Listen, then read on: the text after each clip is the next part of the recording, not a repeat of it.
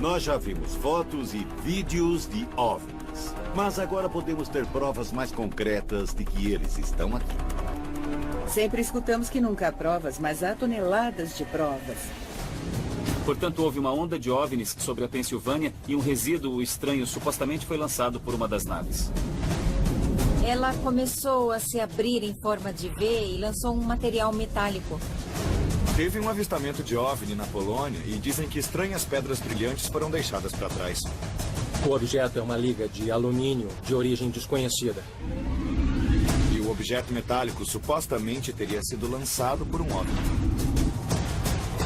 Então estou vendo o próprio solo começar a brilhar agora? Isso aqui poderia provar que os extraterrestres estão monitorando o planeta Terra? Isso é o que eu tenho procurado toda a minha vida. Com certeza é algo extraterrestre. Este caso número 85004. Restos de OVNIs.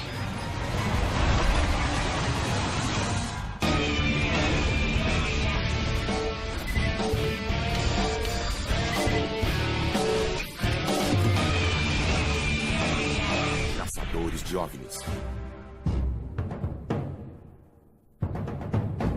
Um dos aspectos mais intrigantes e mais irresistíveis da ufologia é o rastreamento de provas.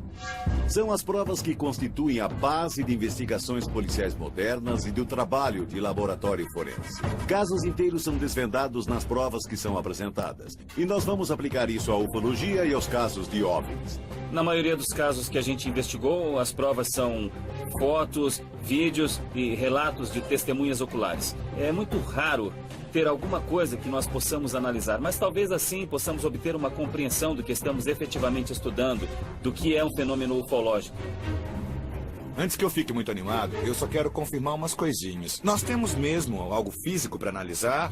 Ou é algo que alguém viu, um objeto que alguém só ouviu falar? Nós vamos nos encontrar com um residente de Bucks County, na Pensilvânia, que viu um objeto lançar um tipo de resíduos nas árvores. E se parecia com flocos de neve. Esse resíduo foi analisado e nós vamos comentar os resultados da análise química desse material e ver a própria análise em primeira mão. Então, se nós analisarmos esse objeto e concluirmos que é um objeto extraterrestre e que é fabricado, isso passa pelo teste da ciência para mim. É a prova que eu estou procurando esse tempo todo.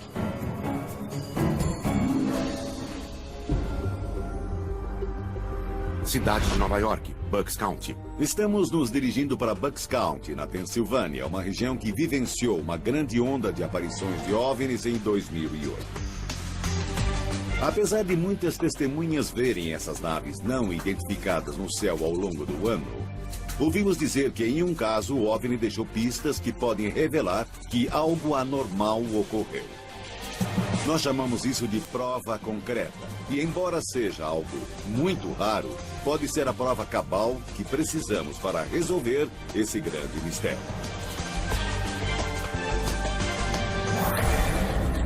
Eu tive 3 visões diferentes da nave. Eu acho que tinha uns 10 ou 12 metros de largura. Foi como se eu pegasse uma lente de aumento e colocasse na direção do céu e ficasse mexendo assim. Era um silêncio mortal. Não dava pra ouvir nada. Uma hora estava lá e de repente desapareceu bem diante dos meus olhos. Os relatos das testemunhas oculares que avistaram OVNIs na Pensilvânia são muito semelhantes. E uma das testemunhas que encontraremos em Bucks County nos contou uma história mais intrigante de um OVNI que deixara vestígios de provas, uma pista para a origem dos OVNIs. Eu vi 4 naves em Bucks County. Uma delas jogou um material brilhante nas minhas árvores. Meu cachorro estava rosnando e me acordou. E quando eu saí, vi uma luz bem intensa no céu. Olhei para cima e tinha um objeto grande e metálico lá. E de que tamanho você diria que era esse objeto? Eu acho que tinha o mesmo tamanho de 4 dessas árvores. Quando ela se moveu para o lado, deu para ver o formato dela. Parecia que tinha um para-choque com a mesma forma de um bumerangue. E o resto era circular. Ela começou a se abrir em forma de V. E lançou um material metálico muito bonito em cima dessa árvore e daquela ali. Era alguma coisa brilhante como diamantes que ficavam piscando, não paravam de piscar. E ficou em cima da árvore por uns 20 minutos e eu fiquei paralisada.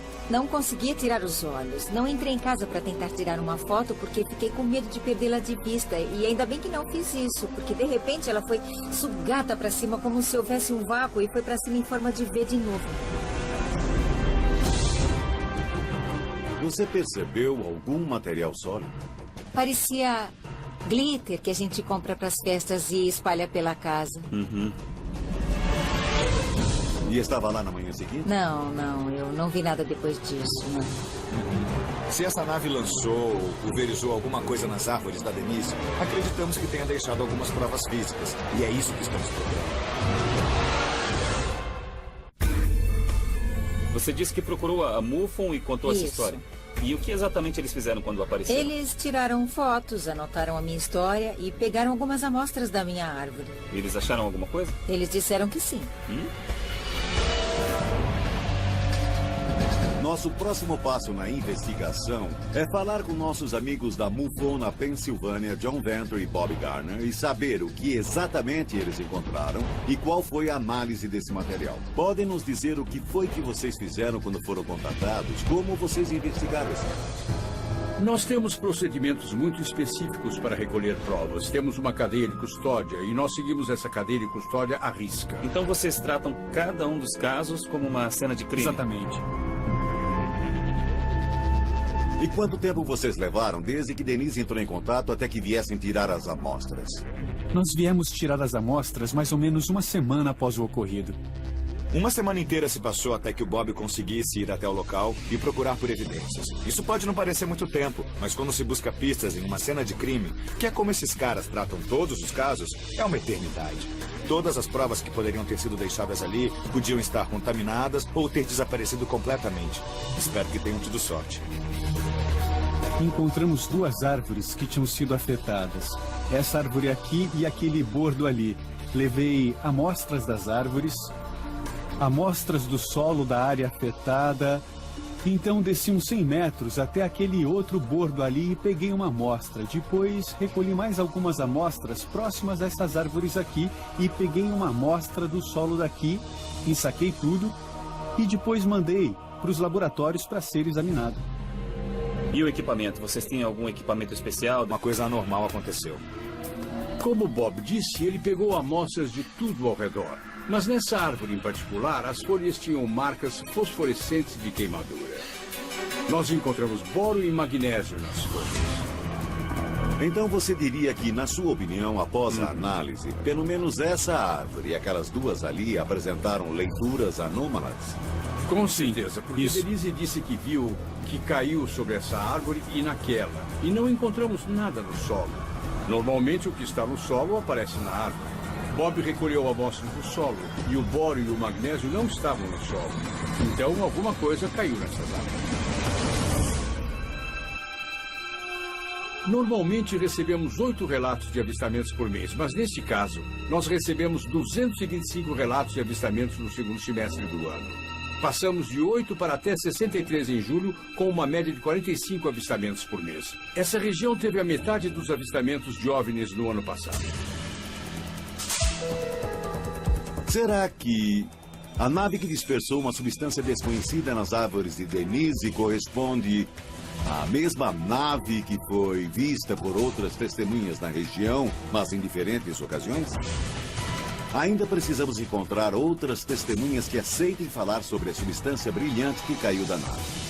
Mas decidimos reunir 3 testemunhas oculares de OVNIs e pedimos a ajuda do sargento do Departamento de Polícia de Trenton para elaborar um retrato falado da nave que essas testemunhas podem ter visto. Eu diria que tinha um formato de aspirina. Mas as laterais eram cheias de bolhas. Havia 3 lâmpadas de vidro no lado de baixo da nave. E tinha pequenas janelas nas laterais. E elas eram brilhantes. Tinha cores lindas que ficavam girando e pareciam janelas. Quer dizer que acha que a luz estava vindo de dentro da nave? Foi o que eu pensei pelo que estava vendo. E tinha um formato assim, como se fosse uma asa delta, é como eu descreveria. E voava desse jeito. Assim.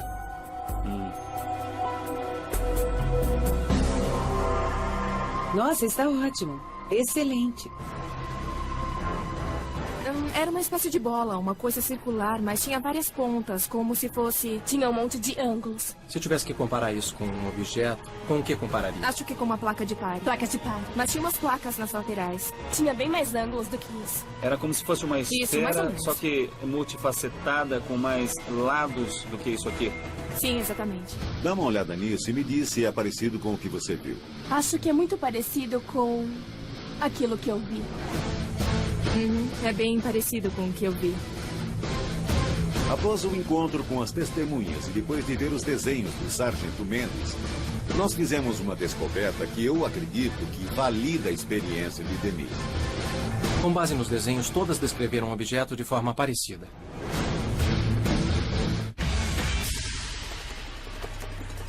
No início, parecia ser um avião. Mas, como era de noite quando eu vi o OVNI, percebi que aquelas luzes não correspondiam com as luzes de um avião. Contamos com a ajuda de um desenhista da polícia, o sargento Ivan Mendes, para verificar se as testemunhas oculares aqui na Pensilvânia estavam vendo a mesma nave ou se eram naves semelhantes.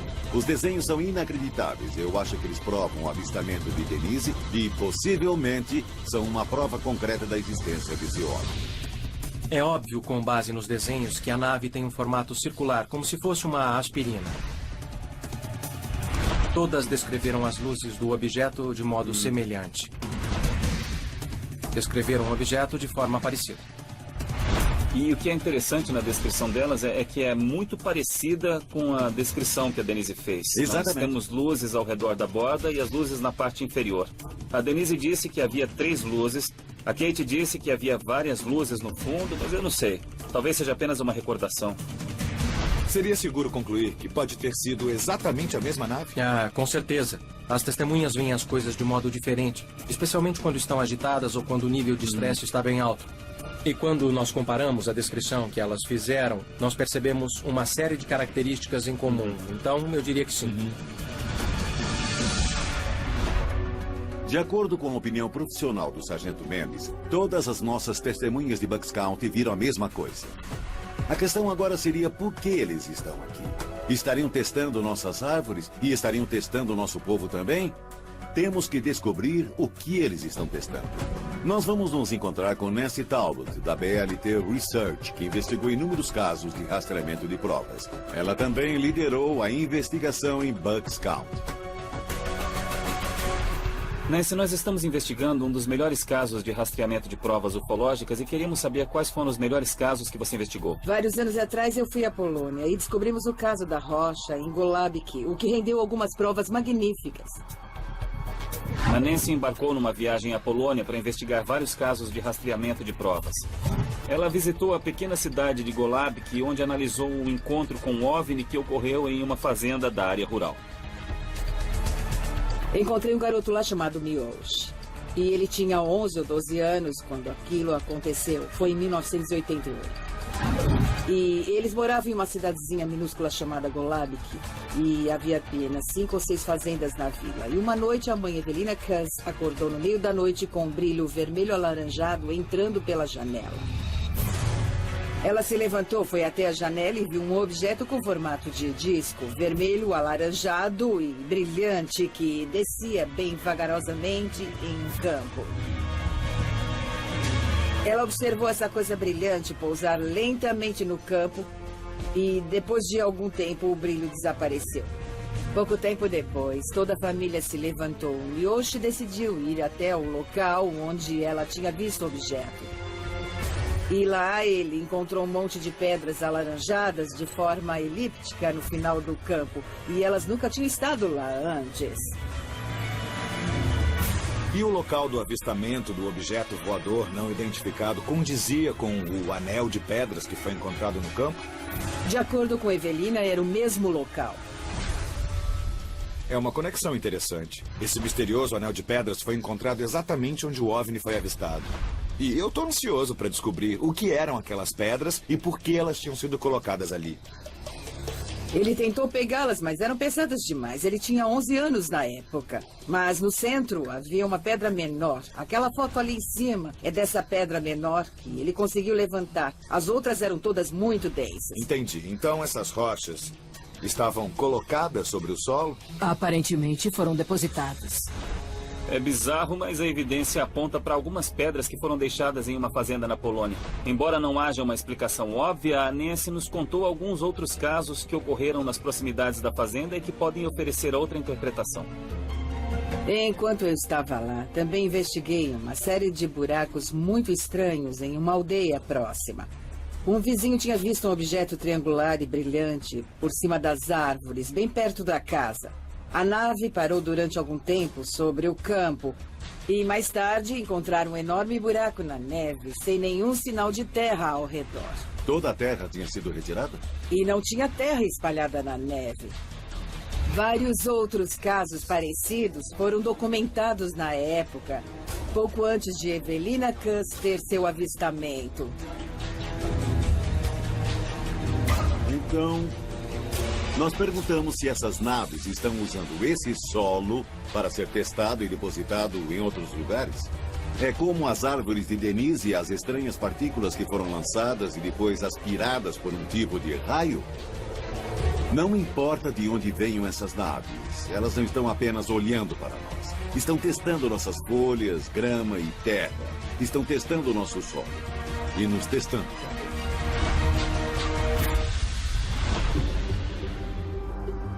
As amostras das árvores de Denise e pedaços da rocha de Golabik, na Polônia, foram enviadas a laboratórios de ponta em Chagrin Falls, Ohio. Phyllis Badinger e Nick Hyder analisaram as amostras e nós esperamos que eles deem algumas respostas. Olá, Tudo bem? Qual foi a primeira análise que vocês fizeram com as amostras da MUFON? Eu as analisei com luz fluorescente para ver se encontrava alguma partícula visível, se havia alguma coisa presa às folhas que parecesse incomum. E aí? Olha, eu encontrei nas folhas das árvores afetadas uma substância que ficou verde, sob uma lâmpada portátil de onda UV longa. E aquilo chamou minha atenção. Aí eu dei uma olhada melhor com um microscópio eletrônico de varredura e espectroscopia de energia dispersiva. Um microscópio eletrônico de varredura é um tipo de microscópio eletrônico que apresenta a superfície de uma amostra através da varredura de um feixe de elétrons de alta energia. Os elétrons, então, interagem com os átomos que compõem a amostra, ou, neste caso, com as provas físicas dos OVNIs, fornecendo, assim, informações importantes a respeito da constituição da amostra e composição química. Como vocês podem ver por esta foto, parecem ovos. É claro que esse floco, do qual os ovos fazem parte, tinha o tamanho da cabeça de um alfinete. Nick, você encontrou essa substância em algum dos outros casos? Houve alguns casos pontuais ao longo dos anos de resíduos de OVNIs em partículas esféricas microscópicas. As folhas, pelo menos, parecem ter aproximadamente o dobro do teor de boro do que as folhas de controle. É possível que o proprietário do local ou o jardineiro tenha achado que a árvore não estava bem e tenha pulverizado pesticida nela? Com certeza é possível. O boro é um elemento-chave em muitos pesticidas. Por isso é perfeitamente plausível que os níveis elevados de boro se devam ao fato de que o proprietário ou o jardineiro tenha pulverizado pesticida nas árvores infestadas. E qual é a evidência que a gente tem aqui que é bem estranha? Parece que podem ser essas partículas fluorescentes. A explicação era algo natural. Eu disse, minha nossa, estou reconhecendo isso. E coincidia com uma referência nos meus arquivos que era de ácido úrico. E esse é o principal componente da urina das aves. Talvez os resultados sejam um pouco inesperados, mas a análise mostra que o trabalho de Nick e Phyllis foi meticuloso. E não pode culpá-los por só encontrar urina de aves no rastreamento das provas, porque, sinceramente, todos os vestígios de provas, as evidências de OVNIs podiam ter sumido há muito tempo. Isso não significa que o caso acabou, significa que os vestígios das provas podiam ter estado lá, mas que sumiram. Além desse caso em Bucks County, vocês também analisaram o material do caso de Golabik, na Polônia. O que descobriram naquele caso? Basicamente, nós descobrimos que o solo estava vitrificado. Parecia terra em forma vítrea. A vitrificação do solo ocorre quando ele é aquecido entre 800 e 1600 graus Celsius. Embora a vitrificação possa ocorrer naturalmente, por exemplo, com um raio, o processo artificial de vitrificação do solo está sendo usado para limpar locais de resíduos tóxicos. O processo inclui a colocação de 4 eletrodos na área afetada com derramamento tóxico. Uma corrente elétrica então passa através dos eletrodos, gerando calor, derretendo assim o solo ao redor. O resultado é uma rocha vitrificada que contém o poluente nocivo, tornando-o seguro para ser transportado. É um processo caro e requer uma nova tecnologia que só agora está começando a ser utilizada. Esta pode ser a explicação para a vitrificação do solo em Golabik, na Polônia? Provavelmente não. Não havia nenhuma evidência de alguém realizando essa vitrificação lá. Não, para mim não havia. Então, ou o solo vitrificado foi levado até lá, ou há alguma ligação com o OVNI que foi avistado na noite anterior. Outra explicação é que algum brincalhão tenha criado esse solo vitrificado e colocado no quintal da família Cuss. Por quê? Ninguém sabe. Mas temos que analisar essa probabilidade. Foi encontrado solo vitrificado do tamanho de blocos de concreto, que é um tamanho bem grande. E que tipo de equipamento seria necessário para um ser humano fazer algo parecido? Provavelmente teria de usar um maçarico de hidrogênio muito grande, mas tudo isso exigiria uma estrutura de porte industrial. E não dá para fazer isso em um celeiro. A vitrificação do solo é bem cara e bem difícil, mas mesmo assim é possível. Pode ser feita com ferramentas comuns encontradas em uma fazenda?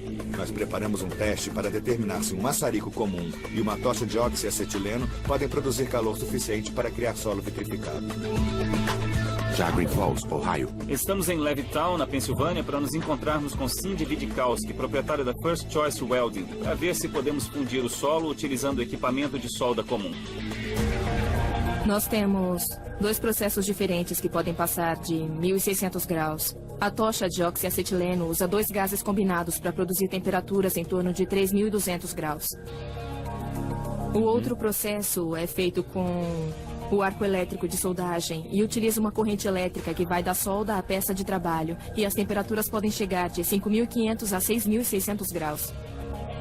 Então, em uma fazenda na área rural da Polônia, seria preciso um grande fornecimento de energia quase industrial para o segundo processo que você está falando? Isso.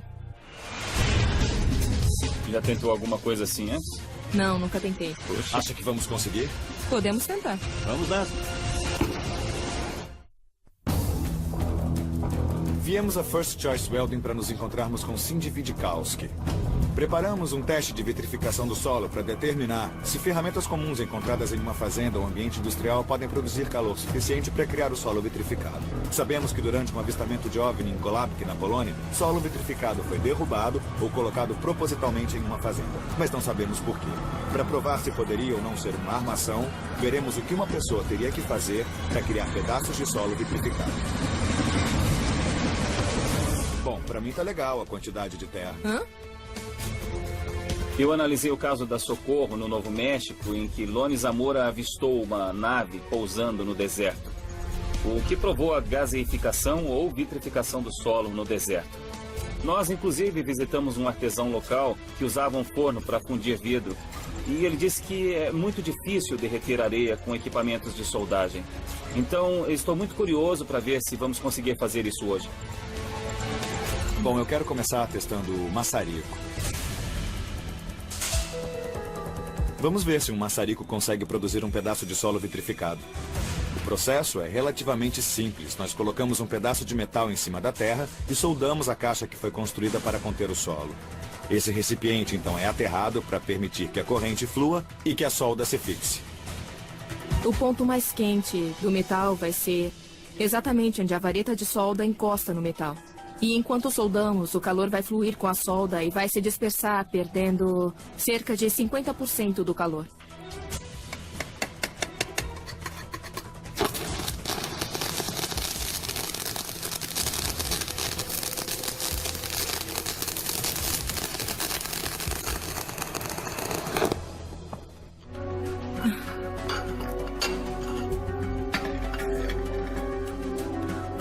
Parece que tem um pouco de carbonização aí. É possível que tenha ocorrido algum tipo de vitrificação em nível granular? Pode ter acontecido Talvez bem isso? pouquinho. Mas não na mesma escala do caso da Polônia, né? Não. Que eram blocos enormes de substância vitrificada. Tentamos vitrificar o solo através do processo de soldagem com maçarico e não obtivemos sucesso. Para dizer a verdade, eu não esperava que conseguíssemos. O calor se dissipava para o ambiente e não estava concentrado o suficiente para vitrificar o solo.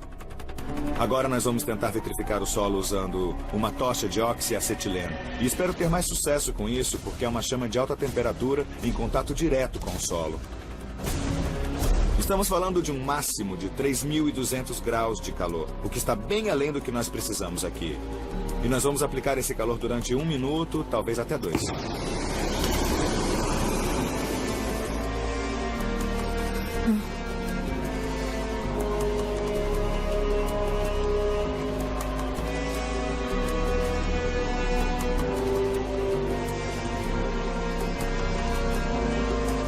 Parece que já estamos tendo algum tipo de reação, para dizer a verdade. Não tenho certeza se é vitrificação, mas dá para ver o solo brilhando.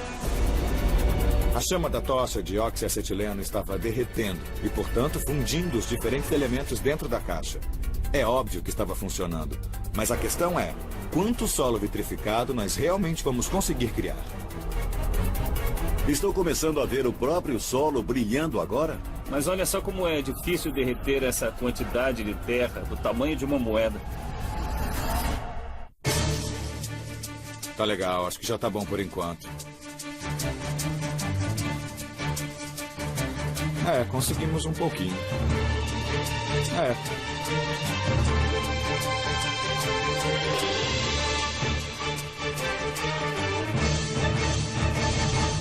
Ficou claro pelos resultados do teste com a tocha de oxiacetileno que é possível vitrificar o solo usando fogo alto e ferramentas de trabalho encontradas em uma fazenda. Mas só vitrificamos uma pequena quantidade de terra, uma camada bem fininha. Nós não conseguiríamos fazer nada comparável ao tamanho daquilo que foi encontrado na Polônia. E quais são as chances de um garoto conseguir fazer isso na Polônia com equipamento de solda? Talvez se juntassem 15 garotos para fazer isso. Não dá para acontecer isso numa fazenda. Isso foi muito fascinante. Eu acho interessante ver quanta energia foi gerada para criar só aquele pedacinho de terra vitrificada. Então eu acho que podemos dizer que aqueles solos gigantes de solo vitrificado não foram criados com equipamentos agrícolas comuns. Com certeza. Olha, a gente tem que se lembrar de uma coisa. A vitrificação do solo não aconteceu no mesmo lugar em que o OVNI foi visto. Não estou dizendo que um OVNI não pode ter criado isso, mas o solo não foi vitrificado lá. E vocês lembram que a Nancy falou sobre uns buracos misteriosos que ela estava investigando na Polônia? Se somarmos 2 e 2, talvez esses OVNIs estejam analisando o nosso solo da mesma forma que nós achamos que estavam analisando as árvores da Denise. Mas pensa nisso por um segundo. Se existem extraterrestres viajando através do universo até o planeta Terra, eles têm uma tecnologia superior. Então, por que eles precisam analisar uma árvore do quintal da Nancy e um pouco de terra de uma fazenda na Polônia? Sim, e por que não? O que você sabe sobre uma civilização avançada? Nós não sabemos o que eles estão fazendo. Vocês dois estão certos, a seu próprio modo. E acho que poderíamos discutir isso o dia todo, não é? Mas vamos fazer uma coisa mais interessante. Nós vamos conversar com Bob White. Bob White diz que viu um OVNI, que o OVNI ouviu e lançou alguma coisa na Terra. Bob pegou e disse que era um pedaço do OVNI. Se isso for verdade, eu quero ver.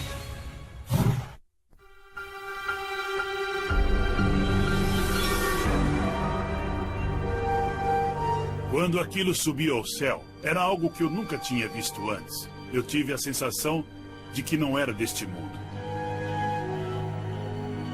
Bom dia. Oi, Bob. Como vai? Olá, tudo bem? Underland City, Missouri, capital da pesca de peixe de água doce. Já investigamos outros casos de rastreamento de provas ufológicas, mas o caso de Bob é diferente. Ele diz que tem um genuíno pedaço de um OVNI que ele descobriu depois de um encontro surpreendente em 1985. Bob, você pode nos contar como encontrou este Claro. objeto tão singular? Eu estava em Grand Jackson, no Colorado, entre Grand Jackson e Cisco, Utah. Era tarde da noite e uma amiga e eu estávamos dirigindo. Vimos uma luz à nossa frente. Era uma luz enorme, do tamanho de um prédio de 3 andares. Quando os faróis iluminaram aquela coisa, ela disparou para o ar tão rápido que eu não conseguia acompanhar com os olhos. E essa luz ficou no meio de 2 outras luzes. Eram 2 luzes, como se fossem de neon tubular azul, uma em cima da outra, com espaço entre elas. E quando as luzes se encaixaram, elas dispararam para o espaço. Mas antes de sumirem, eu vi uma espécie de explosão. E uma coisa caiu em nossa direção. Havia um sulco no chão, e eu segui esse rastro até que encontrei uma coisa lá. E ainda brilhava de calor. Depois que o Bob viu o objeto, ele se dirigiu para onde pensava que a peça tinha caído. Lá ele viu um sulco no chão. Como se essa peça tivesse caído em alta velocidade e derrapado até parar. Foi a primeira vez que eu ouvi uma história como essa. E o fato de que ele não só encontrou essa peça, mas pode nos mostrar, é surpreendente. Dr. Gibbons, tem feito algum trabalho sobre esse assunto? Sim, tenho. O Dr. Robert Gibbons é um físico que trabalhou anteriormente na NASA, na Northrop Grumman e com os aviões Hughes. Ele serviu no exército americano por mais de 20 anos e com toda a sua experiência ele nunca encontrou nada parecido com o objeto de Bob White. Em 2000 ele se juntou à equipe de Bob White para determinar de uma vez por todas o que era realmente esse objeto. Fomos para Laughlin, Nevada, e durante esse tempo o objeto afetou as baterias do cofre de parede do hotel 3 dias seguidos. As baterias do cofre acabaram no primeiro dia. O pessoal do hotel teve que usar um medidor eletrônico para abrir o cofre. O medidor dizia que o cofre estava aberto, mas não estava. Então tiveram que perfurá-lo na primeira noite. Isso aconteceu mais 2 noites em seguida. Com certeza o objeto estava afetando o cofre. Algum tipo de radiação ou alguma outra coisa que fazia as baterias falharem. Não se sabe o que fez o cofre falhar, mas era óbvio que não era um incidente isolado. Então, para determinar se o objeto emitia algum tipo de raio-x ou raio-gama, o Dr. Gibbons preparou um experimento usando um filme de raio-x odontológico e o objeto de Bob White. Eu fiz um cilindro e nós colocamos um filme não exposto no topo e outro filme no fundo. Depois colocamos mais filmes nas laterais do cilindro. E nós chegamos a uma conclusão muito interessante.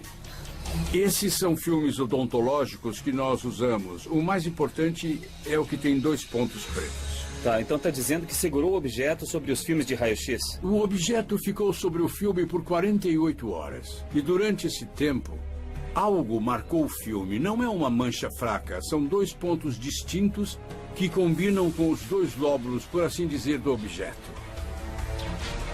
Parece que o objeto tem 2 lóbulos distintos, que é como o Dr. Gibbons chama. E no teste com os raios-x, se colocarmos o filme sobre o objeto, vemos que os 2 lóbulos combinam quase que perfeitamente com a exposição do filme. Então alguma coisa foi emitida pelo objeto que fez o filme ser exposto. Mas o que é e qual a sua causa, ainda não se sabe. Mas e os cientistas? O que eles dizem sobre isso? A primeira coisa que eu fiz foi enviar para um laboratório no Novo México. E o médico disse, pelo histórico do objeto, ele sugeria que fizéssemos um teste de abundância isotópica. Porque lá ele não tinha o equipamento necessário para fazer os exames. Um teste de abundância isotópica mede a quantidade de isótopos de um determinado elemento. Elementos diferentes como o cromo, o titânio e o estrôncio possuem uma variedade de isótopos em sua composição. Mas se formados em um ambiente diferente ou mesmo extraterrestre, esses índices podem ser diferentes. Eu tinha alguns conhecidos em Los Alamos. E lá nós nos encontramos com um deles, que era um grande metalúrgico. E o médico, que era chamado em ocasiões especiais. E ele estava bem empolgado com isso, porque nunca tinha visto nada parecido antes. Ele me disse que era algo que ele procurara a vida toda, e com certeza era um objeto extraterrestre. Também temos um relatório de Los Alamos. Eles disseram que fizeram análise de silício. Eu liguei para o médico e perguntei sobre isso, mas ele só dizia alumínio, alumínio. E eu fiquei pensando por que ele só fica falando de alumínio. O relatório dizia que a análise era sobre o silício. Ele me disse para procurar um conhecido. Então eu liguei para ele e ele disse: isótopos? Não, nós não fizemos nenhum teste de isótopos. Embora Los Alamos tivesse que fazer este teste de abundância isotópica, eles negaram que o tenham feito. Então você começou a achar que todos aqueles cientistas que faziam análise estavam mentindo para você? Com certeza eles estavam mentindo. Nós temos uma peça que pode ter caído de um OVNI. Sabemos que isso afetou um cofre de segurança e o fez falhar por 3 noites seguidas. E embora vários laboratórios e cientistas tenham analisado o objeto, o Bob afirma que eles ficaram com medo de falar depois dos testes. Mas nós contatamos 2 cientistas que têm coragem de falar conosco e analisar o objeto do Bob White. Minha impressão inicial do objeto foi de que era algo muito extraordinário. Era uma coisa que eu nunca tinha visto antes.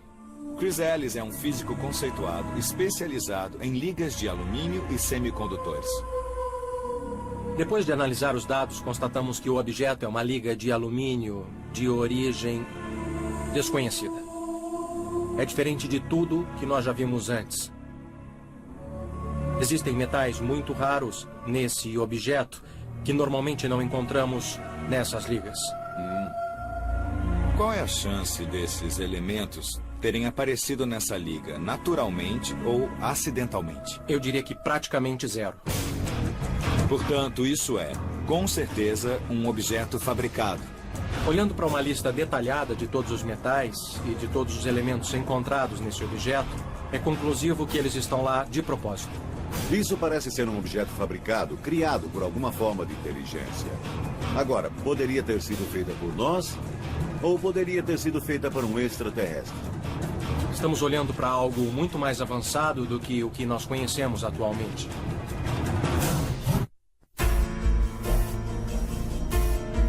Estamos em Kimberley City, Missouri, investigando a história de Bob White. Em 1985, após ter visto vários OVNIs, um objeto foi lançado ou caiu em direção ao chão. Após uma análise científica escrupulosa, ninguém sabe dizer o que exatamente é esse objeto. Agora vamos conversar com 2 cientistas que têm coragem suficiente para se expor. E mesmo que as instituições às quais estejam associados tenham pedido para permanecerem anônimas, estamos descobrindo novas pistas a respeito do objeto de Bob White. Eu fiz 2 tipos de testes. O primeiro teste que eu fiz foi uma análise da fração de raio-x. David Lamb é um cientista de pesquisa que atualmente trabalha em uma grande universidade americana. Ele é especializado em física e ciência dos materiais e passou o último ano estudando o objeto de Bob White. O que é interessante aqui é que nós temos o que chamamos de pico amorfo. E esse pico amorfo me diz que isto é um semicondutor policristalino. Mas o que é que significa isso? Quer dizer, isso é muito incomum? Não é encontrado no alumínio dos aviões. E onde isso é encontrado? Em lugar nenhum que eu saiba. Uma outra coisa bem incomum é que isso aqui possui prata e uma percentagem muito elevada de prata, cerca de 4,3%. A prata é usada no alumínio na fase experimental da supercondutividade. Se você pulverizar a superfície do alumínio com a prata, aí aumenta a supercondutividade. A supercondutividade é um fenômeno em alguns metais que ocorre em temperaturas muito baixas, resultando em 0 de resistência elétrica e excluindo o campo magnético interior. Isso significa que uma corrente elétrica introduzida no supercondutor pode fluir e persistir livre e indefinidamente sem qualquer fonte de energia adicional. Digamos que você dispare uma bala em um campo magnético. Ela vai sofrer um atrito. Mas e se essa bala fosse capaz de se superconduzir? Ela seria lançada pelo campo magnético, mas sua velocidade não diminuiria, não iria sofrer nenhum tipo de atrito. Então, se isso fizesse parte de um OVNI voando pelo espaço e passasse, digamos, pelo forte campo magnético de Júpiter, teoricamente poderia expelir esse campo magnético e atravessar Júpiter sem experimentar as forças. E é muito difícil de se conseguir a supercondutividade? O espaço é um ambiente perfeito para a supercondutividade. Não se gastaria nenhuma energia para fazer os objetos serem superconduzidos pelo espaço. Então, se um objeto fosse fabricado para viajar pelo espaço por conta própria, esse seria o objeto ideal? Seria. Você teria o máximo com o mínimo esforço por causa das propriedades naturais deste objeto no espaço. É a combinação perfeita. Vamos ver se entendemos. O objeto de Bob White me lembra outros casos que nós investigamos no passado. Ilha Maury, onde uma testemunha disse que objetos metálicos foram lançados por um OVNI. O OVNI antes de Roswell. Eu peguei uma amostra da borda serrilhada desta peça de alumínio e a maioria do material pode ser identificada. A questão agora é saber se isso é algo anômalo ou normal. Aurora, no Texas, onde Brawley Oates nos deu uma liga de alumínio desconhecida encontrada no local de um acidente misterioso. Podemos dizer imediatamente que alumínio é o pico mais alto. Por que esse pico maior? Pode ser algum contaminante do solo? Mesmo se isso acontecesse, deveria corresponder a algum elemento que temos aqui. Isso é interessante. Talvez tenhamos descoberto um elemento novo. O que todas essas coisas têm em comum? Esses objetos têm características únicas que podem apontar para uma origem extraterrestre. Nós analisamos 3 casos de rastreamento de provas e todas as vezes eu fiquei animado, achando que encontraria algum tipo de evidência que provasse que estamos lidando com algo que não é terrestre. Mas todas as vezes eu me decepcionei. Eu acho que essa evidência é impressionante. Vem acontecendo desde 1930, por mais de 70 anos. Há um conjunto de vestígios que é espantoso.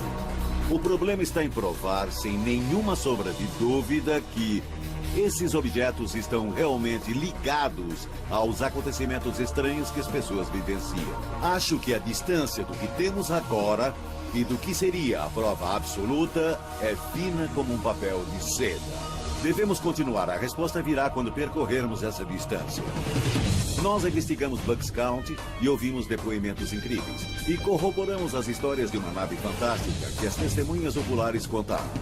Embora não tenhamos ideia do que sejam as coisas brilhantes que Denise viu, acho que nós mostramos com uma abundância de provas o que esses OVNIs estão fazendo. Depois de ouvir os casos da Polônia, do solo vitrificado, possivelmente ligado a esses buracos não identificados, nós pensamos que eles podem estar nos testando, mas por qual motivo, nós não sabemos. Depois ouvimos a história de Bob White e seguramos o objeto em nossas mãos.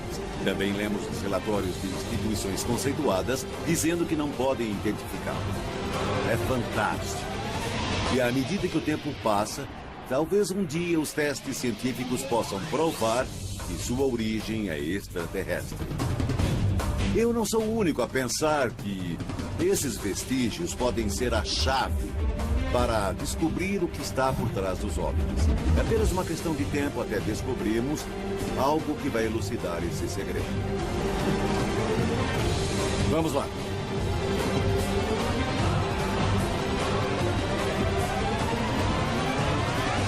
Acabamos de receber um telefonema de David Lamb. Após realizar testes científicos adicionais, ele agora acredita que o objeto de Bob White é um quase cristal de uma estrutura muito complexa. E essa estrutura é considerada a última palavra em nanotecnologia. Não existia em 1985. E até hoje está em seus estágios iniciais de desenvolvimento. Eu acredito que à medida que a ciência e a tecnologia progridam, um dia será possível identificar corretamente a natureza do objeto de Bob White e provar de uma vez por todas que é extraterrestre.